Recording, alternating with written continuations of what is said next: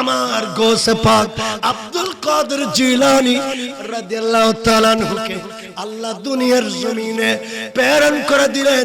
ও গৌসে বাগদাদ, আল্লাহ শুধু আপনাকে দুনিয়াতে পাঠিয়েছে আপনার নানার ধর্ম ইসলামকে জিন্দা করার জন্য। আরো জোরে বলেন না। যাকে যাকে পাখি এইরকম পাখি কাবা শরীফে এসে একেবারে কালো কালো হয়ে গেল, আল্লাহ পাক বলেন, হে আমার পাখিরা, তোমরা আমার সৈন্য। আবরাহার সৈন্যরা যখন কাবার দিকে আসবে তখন তোমরা এই পাথরগুলি তাদের মাথার উপরে নিক্ষেপ করবে, এভাবে মারবে মারবে।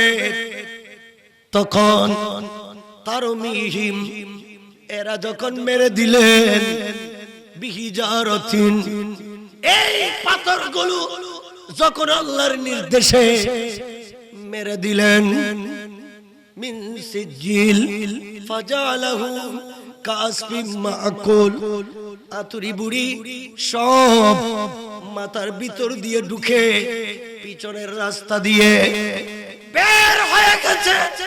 এরা ধুলাবালির সাথে মিশে গেছে।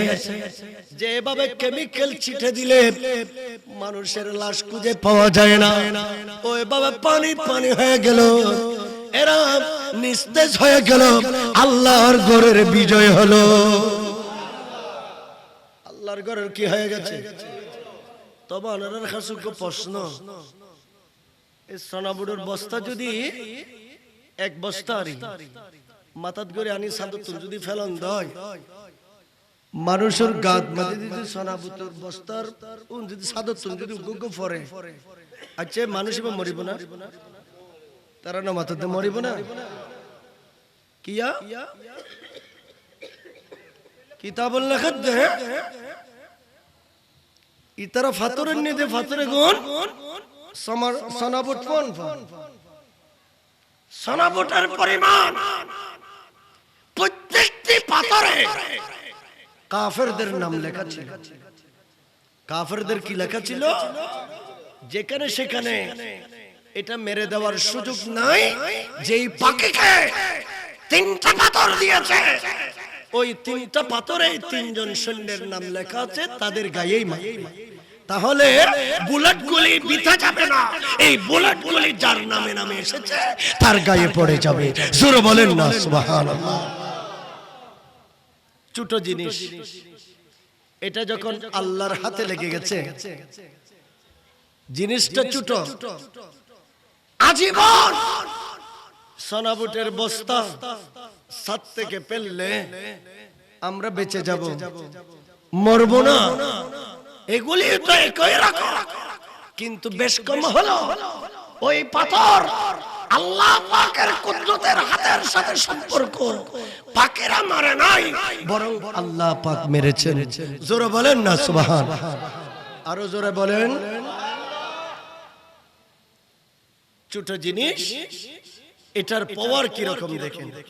জিনিসটা ছোট কিন্তু পাওয়ারটা, বলেন না পাওয়ারটা বিশাল। একেবারে নিটিং ক্লিন করে দিলেন, জায়গা খালি করে দিলেন, কেউ নাই, সব ধ্বংস হয়ে গেছে। মূসা আলাইহিস সালামকে আল্লাহ একটা লাঠি দিয়েছে, বলে যে এটা আপনার লাঠি। এটা কার? এগুলি সব কোরআন। হিয়া আসা, এটা লাঠি। এটা কি বলেন না? এটা কি? লাঠি। এটা লাঠি। আপনার কাজ হবে, আপনাকে আমি আল্লাহ ক্ষমতা দিলাম, এবিলিটি দিলাম। এটা লাঠি, এটা কুদরতের লাঠি, এটা বেহেশতের লাঠি। এই লাঠি খানা আপনার হাতে রাখবেন। পৃথিবীতে যে নড়াচড়া করবে, যে দুশ্মনী করবে, ইসলামের বিপক্ষে, ওয়াহাদানিয়তের বিপক্ষে যে কথা বলবে, আপনি লাঠি দিয়ে শুধু সাইজ করতে থাকবেন। সুবহানাল্লাহ বলেন। লাঠি ছিল কয়টা? এদের সশস্ত্র বাহিনী, এদের অস্ত্র শস্ত্রের অভাব নাই। ফেরাউন 10,000 বিষাক্ত বিষাক্ত সাপ জোগাড় করেছে মূসা আলাইহিস সালামকে আক্রমণ করানোর জন্য। নাউজুবিল্লাহ বলবেন না? 1000 10,000 হন 1000।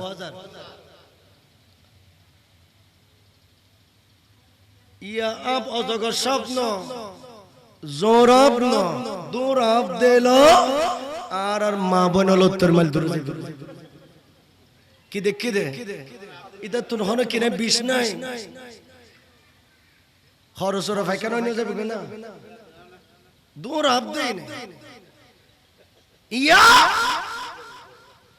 কিরে ইয়া ফাটাই দে বিষাক্ত 10,000 সাপ এক যুগে।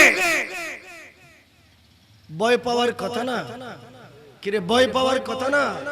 সাপগুলি আসতেছে ওজনের মতো, স্রোতের মতো, এইগুলি আসতেছে মূসা আলাইহিস সালামের সামনে। মূসা আলাইহিস সালামকে কে ফেলবে? আল্লাহ বলেন, বন্ধু কোনো টেনশন নাই, আপনাকে তো আমি রসায়নিক অস্ত্র, ক্ষেপণাস্ত্র, আপনাকে আমি কুদরতের এটান আমি লাঠি দিয়েছি, আপনি লাঠি কারা মাটিতে ফেলে দেন। সুবহানাল্লাহ বলেন। লাঠি কেনা লাঠি এটা যখন মাটিতে ফেলে দিয়েছে এটা সাপ হয়ে গেছে, এটা একটা অজগর সাপ হয়ে গেছে। এমন ভাবে হা করেছে 10,000 এই বিষাক্ত সাপ ওনার এক গ্রাসের ভিতরে ওনার পেটে চলে গেছে। জোরে বলেন না। ফেরাউন তো বেন হয়ে গেছে। ফেরাউন কি হয়ে গেছে? বেন গিয়ে বেন গিয়ে ফেরাউন হদে দুয়া আত্মা ফাইমো হতুন হ্যাঁ খতুন ফাইম আই আর দুনিয়াতুন সাপুরে দিনে আই তো আতাই এই আপ বেকুন আনিনে সারি দিলাম। মূসা আলাইহিস সালাম লাড়ি উগইয়া সব বেকুন তো শেষ করে দিয়ে এখন তার বেকিন জাদুগরি শেষ, মানে তার পতন শুরু, তার পতন শুরু। মূসা আলাইহিস সালামকে আল্লাহ বলতেছেন ফাহুজাহা, বন্ধু এখন কাজ তো শেষ হয়ে গেছে।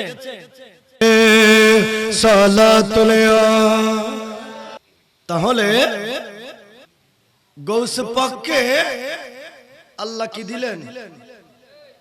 হাত দিলেন। গৌসে পাককে আল্লাহ গৌসে পাককে হাত দিলেন। গৌসে আজম ওই বুড়া মানুষকে আমার গৌসে বাগদাদ জিজ্ঞেস করতেছে, মানান্তা তুমি কে?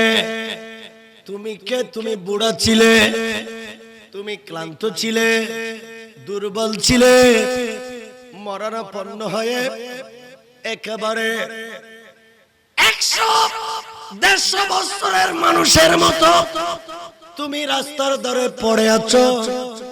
আমি হাত দিয়ে ধরার সাথে সাথে তুমি যুবক হয়ে গেছ। তুমি কে? গৌসে পাক উত্তর দিলেন, ইয়া আব্দুল কাদের, ও আব্দুল কাদের, আমি হলাম আল্লাহ ইসলাম, আমি তোমার নানা ধর্ম ইসলাম, তোমার নানা ধর্ম আমি ইসলাম। আরে বদরের যুদ্ধ হলো, উহুদের যুদ্ধ হলো, তাবুকের যুদ্ধ হলো, হুনাইনের যুদ্ধ হলো, বনি মুস্তালিক হলো, এরপরে কারবালার জিহাদ হলো, অনেক রক্ত ঝরলো, কিন্তু বাতিল বদমাযহাব ইহুদি নাসারাদের চক্রান্তে, মুসলমানদের ভিতরে মুনাফিকের ষড়যন্ত্রে আমি ইসলাম দুর্বল থেকে দুর্বল হয়ে গিয়েছিলাম এবং একেবারে দুর্বল হতে হতে আমি মরে যাব, আমি মরে যাব। আর কিছুদিন হলে আমাকে পৃথিবীর জমিনে খুঁজে পাওয়া যাবে না। এমন মুহূর্তে 770 হিজরিতে আমার গোসে পাক আব্দুল কাদের জিলানী রাদিয়াল্লাহু তাআলা আনহুকে আল্লাহ দুনিয়ার জমিনে প্রেরণ করে দিলেন। ও গোসে বাগদাদ, আল্লাহ শুধু আপনাকে দুনিয়াতে পাঠিয়েছে আপনার নানার ধর্ম ইসলামকে জিন্দা করার জন্য। আরো জোরে বলেন না। ইসলামকে কি করার জন্য বলেন না? ইসলামকে জিন্দা করার জন্য। ইসলামকে জিন্দা করার জন্য আপনাকে পাঠালেন। অতএব উনি বলেন, ও আব্দুল কাদের, আপনার বেলায়েতের হাত যখন লেগে গেল, আপনার বেলায়েতের হাত যখন পেয়ে গেলাম, আপনার যখন সংস্পর্শ পেয়ে গেলাম, তখন আমি ইসলাম পুনরায় জিন্দা হয়ে গেলাম। ইসলাম কি হয়ে গেছে? এখন আর হারেজি নাই, এখন আর রাফিজি নাই, এখন আর মুতাজিলা নাই, এখন আর ওয়াহাবি নাই, এখন আর জামাতি নাই, এখন আর শিয়া নাই। গৌসে আজম দস্তগীর মাহবুবে সুবহানী ওনার বেলায়েতের হাতে যখন আমার নবীর ধর্মকে যখন ধরলেন, ওই ধর্ম পরিপূর্ণ জিন্দা হয়ে গেল, মদিনার ইসলাম হয়ে গেল। ওনাদের মাধ্যমে কিয়ামত পর্যন্ত এই ইসলাম পৃথিবীর জমিনে কি থাকবে? চলমান থাকবে। পৃথিবীর জমিনে কি থাকবে? চলমান থাকবে। প্যারা হাজরিন, গৌসে আজম দস্তগীর উনি অন্যায়কে কোনদিন আশ্রয় প্রশ্রয় দেয় নাই। গৌসে পাক কোনদিন নামাজ তরক করেন নাই। বেনামাজি আল্লাহর ওলি হতে পারে না, বেনামাজি মুত্তাকি হতে পারে না। একমাত্র আল্লাহর ওলি হওয়ার মাধ্যম হলো নামাজ। আল্লাহর ওলি হওয়ার মাধ্যম কি বলেন না? আল্লাহর ওলি হওয়ার মাধ্যম কি? নামাজ। গৌসে পাক উনি নামাজ পড়তেন, উনি নামাজ পড়তেন বাবার সাথে। বাবার নাম আবু সালেহ মুসা জঙ্গি রাহমাতুল্লাহ আলাইহি। ছোটবেলায় গৌসে পাককে হাতে ধরে বাবা মসজিদে নিয়ে গেলেন। মসজিদে নিয়ে গেলেন কেন? আমার রাসূল তালিম দিয়েছেন, মুরু আস-সাবিয়া বিস-সালাত। এ আমার উম্মত, আপনি মুসলমান, মুসলমানের সমাজে বসবাস করেন, আপনি মসজিদকে তাদা করুন, মসজিদকে পরিপূর্ণ করুন। জীর্ণ শীর্ণ থাকলে নতুন করে সংস্কার করুন, মসজিদ তৈরি করুন। এটা ইসলামের সৌন্দর্য, এটা মুসলমানের অলংকার, এটা মুসলমানের পূর্ণতা, এটা মুসলমানের একটা এটেম।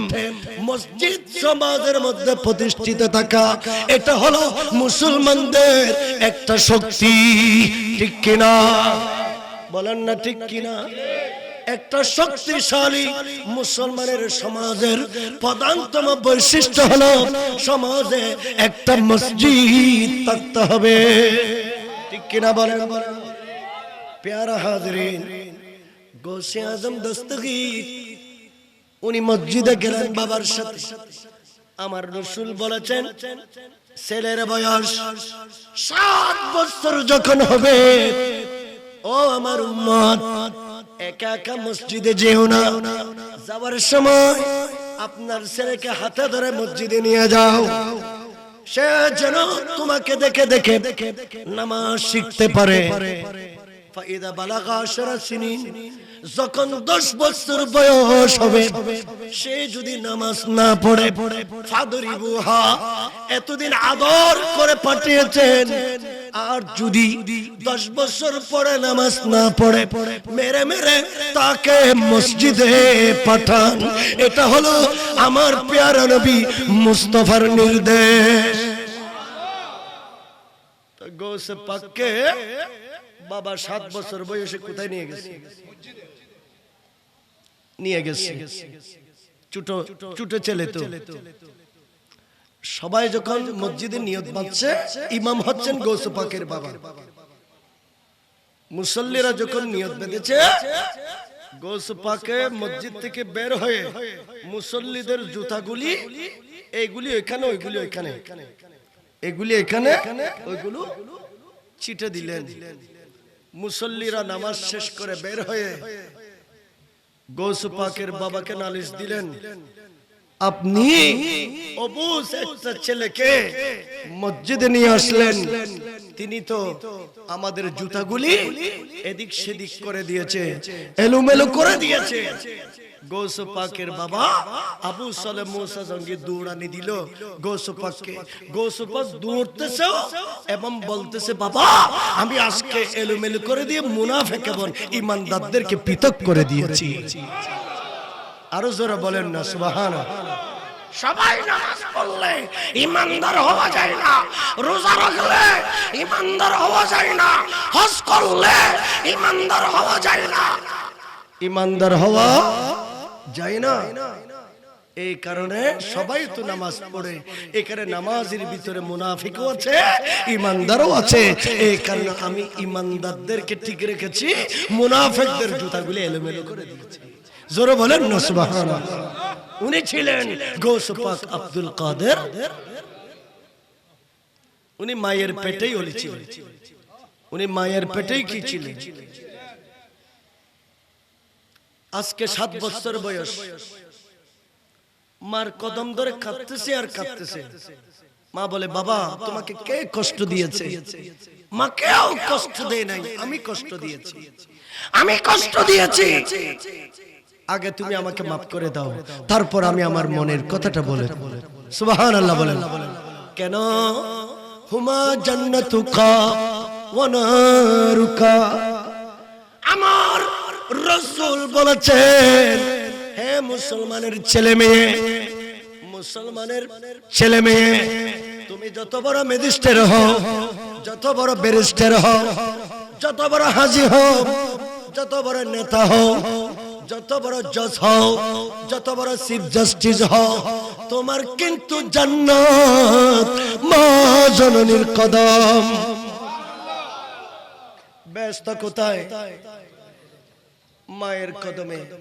আমার রাসূল বলেছেন, যারা মহিলা, যারা মহিলা, যারা মহিলা, মহিলাদের ব্যাপারে, মহিলাদের উপরে হক কি, অধিকার কি, আমার রাসূল বলেছেন, যারা মহিলা, একজন মহিলা আরেক ঘরের বউ হয়েছে, একজন মহিলা আরেকজন ঈমানদারের স্ত্রী হয়েছে, ওই মহিলাকে বলছেন তোমার জান্নাতটা হলো তোমার স্বামীর কদমে।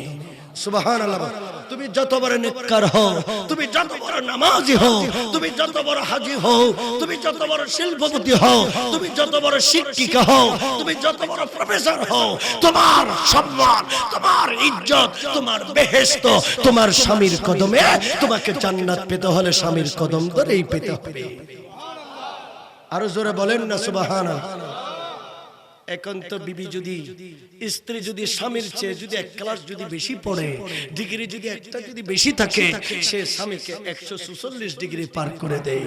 ঠিক কিনা বলেন না?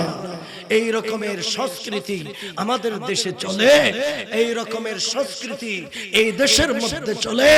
এই কারণে বর্তমান সমাজের ছেলেরা, বর্তমান সমাজের পুরুষেরা আজকে অধিকাংশ ফ্যামিলিতে নিজের বিবির কথা মতো চলে, মাকে গরুর গোহাল করে রাখা হয়েছে, মাকে ফুটপাতে রাখা হয়েছে, মাকে বৃদ্ধাশ্রমে রাখা হয়েছে।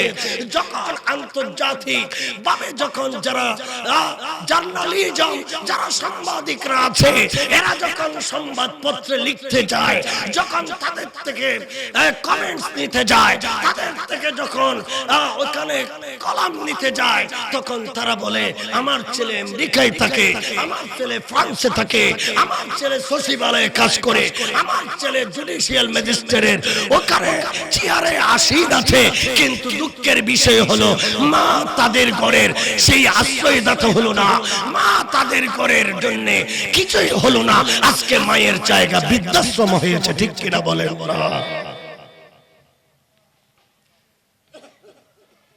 পুরুষেরা কার কথাই চলে? স্ত্রীদের কথাই চলে।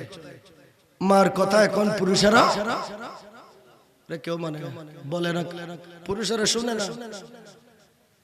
স্ত্রী যে রকমের কমেন্ট দেয়, গড় চলে সে বলে, গড় চলে ইসলাম কি বলে, ধর্ম কি বলে, আর আমি আপনি মুসলমান হিসেবে আমি কি করছি, এটা চিন্তা করার বিষয় আছে কিনা? ঠিক হয়ে যেতে হবে। যতক্ষণ পর্যন্ত ঠিক হতে পারবো না, ততক্ষণ পর্যন্ত এই জাতি শান্তি পেতে পারে। আজকে প্রত্যেকটি ফ্যামিলিতে সারা বিশ্বের জমিনে অশান্তির আগুন জ্বলছে। শিল্পপতি থেকে শুরু করে রিকশাওয়ালা পর্যন্ত কোন পরিবারের শান্তি নাই, অশান্তি আর অশান্তি। তার মূল কারণ হলো আমরা ইসলাম ধর্মের নীতি থেকে অনেক দূরে সরে গিয়েছি, ঠিক কিনা বলেন? প্যারা হাজিরিন,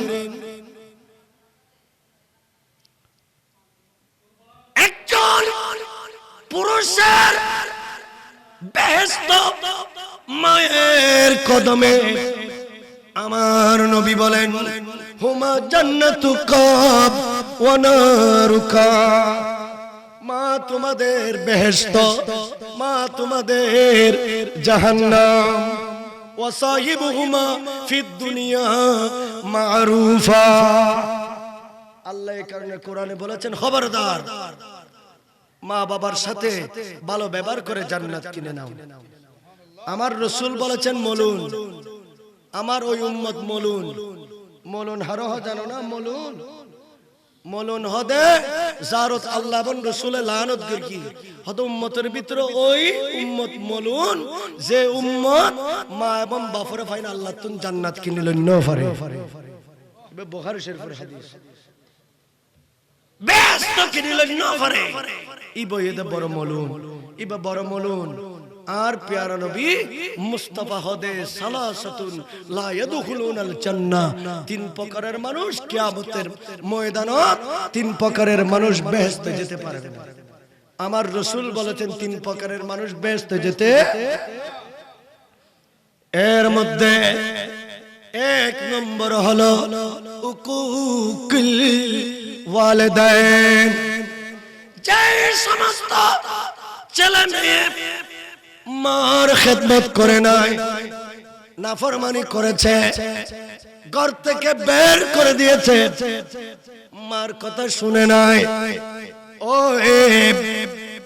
ওই পুরুষ সে যত বড় নামাজি হোক, যত বড় রোজাদার হোক, যত বড় সমাজ সেবক হোক, কিন্তু কিয়ামতের মাঠে ওই আল্লাহর বান্দা বেহেশতে যেতে পারবে না। ব্যস্ত দেখতে তো দে 100%, 1% না, 99% না, 100%। আদ-দুয়ুস, মানুষের ভিতর কতগুণ দুইয়ুস আছে। মাইলার বার্গ হদে, মাইলা বোর হতাদের সালা দে, এগুলোর কি হদে? বুখারী শরীফ। এই দুয়ুস এরা বেহেশতে যেতে পারবে না, এরা বেহেশতে যেতে পারবে না।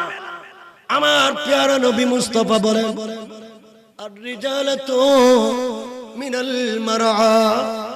আমার নবী বলেন সমাজে এমন কিছু মহিলা আছে এরা চলাফেরা করে পুরুষের মতো।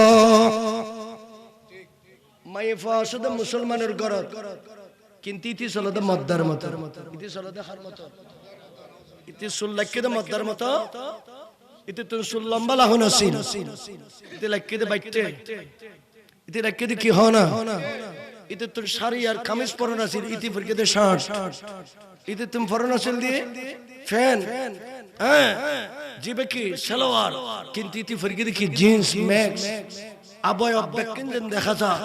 এইভাবে মান তাশাব্বাহা বিকওমিন ফাহুয়া মিনহুম, নবী মুস্তাফা বলেছেন যদি কোন পুরুষ মহিলার যদি বেশ ধরে সে পুরুষ হয়েছে, চলে মহিলার মতো, সে মহিলা হয়েছে চলে পুরুষের মতো। আমার নবী বলেন কিয়ামতের মাঠে আমি নবী সাক্ষী দেব সে আমার উম্মত নয়, সে আমার উম্মত নয়। প্যারা হাজরিন, এই রকমের মহিলারা কিয়ামতের মাঠে বেহেশতে যাবে না। এই কারণে গৌসে বরকত আব্দুল কাদের জিলানী মায়ের কদম ধরে ধরে উনি কাঁদতেছে, বড় অপরাধ করেছি, বড় অপরাধ করেছি, মা তুমি যদি মাফ করে না দাও মহান আল্লাহ আমাকে মাফ করবে না।